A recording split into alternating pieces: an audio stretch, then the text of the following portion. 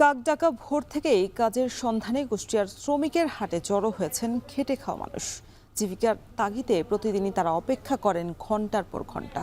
এই নিয়ে আরো বিস্তারিত জানাতে কুষ্টিয়া শহরের ৬ রাস্তা মোড় থেকে যুক্ত হয়েছেন মেজবাউদ্দিন পলাশ। পলাশ, শীতের সকালে হাটের শ্রমিকের সমাগম কেমন দেখছেন, আর তারা কি কাজের সন্ধান যেখানে এসেছেন সেই সন্ধান আসলে উদ্দেশ্য পূরণ হচ্ছে কিনা?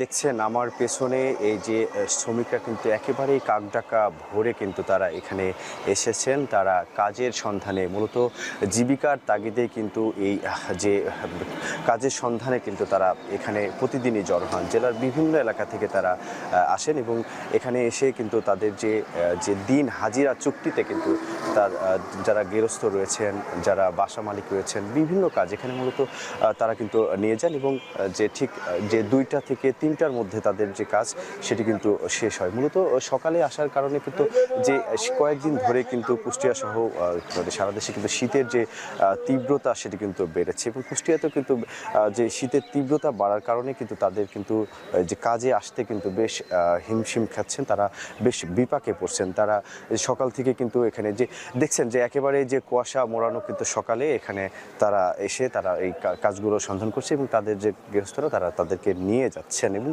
একটু বলে রাখি যে শুধু এই হাটটি কিন্তু যে প্রায় 40 বছর ধরে কিন্তু এই হাটটি ঠিক একই নিয়মে তারা চলছেন। তারা বলছেন যে এই সময়ে আসলে কাজের যে চাহিদা, সেটি চাহিদা বাড়লে কিন্তু তাদের যে আয়টা আসলে বাড়ে এবং ঠিক এখন যেই সময়টা 600 থেকে 700 টাকার মধ্যে কিন্তু তাদের যে দিন হাজিরা সেই হাজিরায় তারা কিন্তু কাজগুলোতে যাচ্ছেন।